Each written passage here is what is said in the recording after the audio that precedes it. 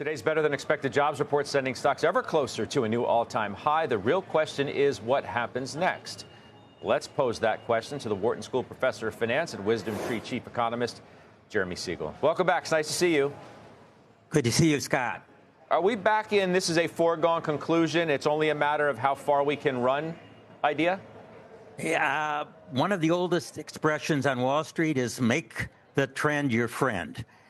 And the trend is upward. And, as I said a couple weeks ago, the way the market just reacts to medium and good news is good, and it shrugs off bad news. There's a lot of internal strength there amidst a tremendous amount of pessimism, which, some of your guests at the top of the hour talked about.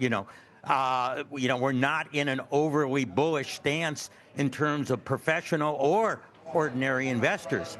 I really think it was encouraging what happened with China. There's going to be a meeting on Monday.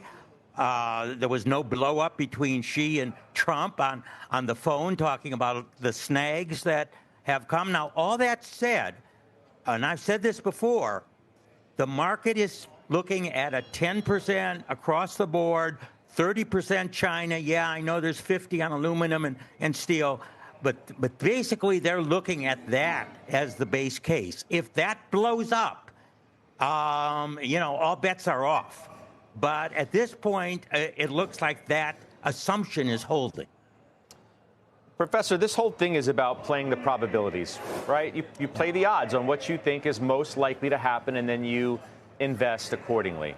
So if I say the odds are that we're going to have a trade deal with China, you'd say, well, I'd bet on that because the president needs it.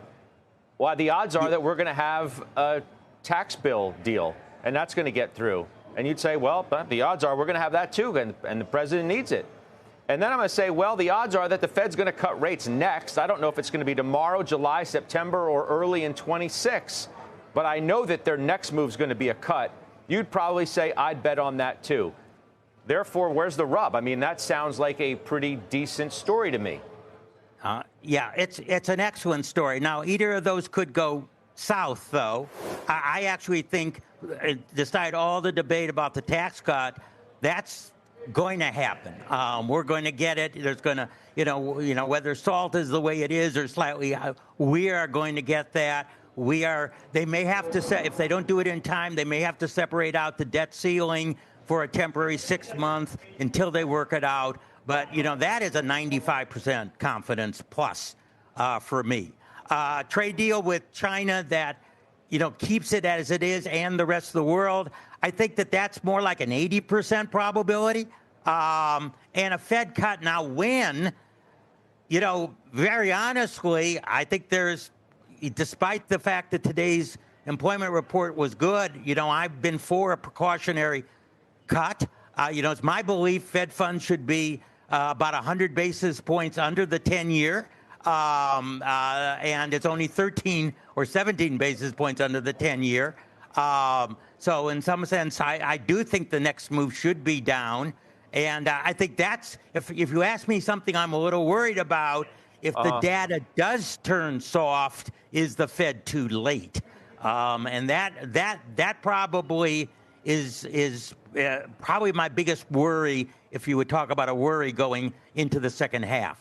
Well, but Professor, you've changed your point of view on that multiple times. So I'm surprised somewhat to hear you say that you're for a cautionary cut. You were, yeah, but then you weren't. Why are you now? The economy still looks pretty good. Well, let's put it this way: we do have tariffs. When I was, saying, "Hey, no cut," that was before the tariffs, and the tariffs are a consumption tax. They are going to slow us down. Now, the reason why, and very honestly, and I said this before, if there were no tariffs at all, or let's put it the first term Trump tariffs, I think we'd be in all-time high territory right now. But I think at 10% tariffs, that's a challenge to corporations. Adversity is the mother of invention. Hey, how can I lower costs? And here's where AI comes in. Am I implementing AI in the way that I can best to offset the effect of the tariffs. This could be an accelerator to AI adoption and offset the negative effects of the tariffs. So, yeah, I mean, I'm not for tariffs. I still think that's a negative outcome for the U.S. economy, but there's enough positive factors going on there that can still lift the stock market.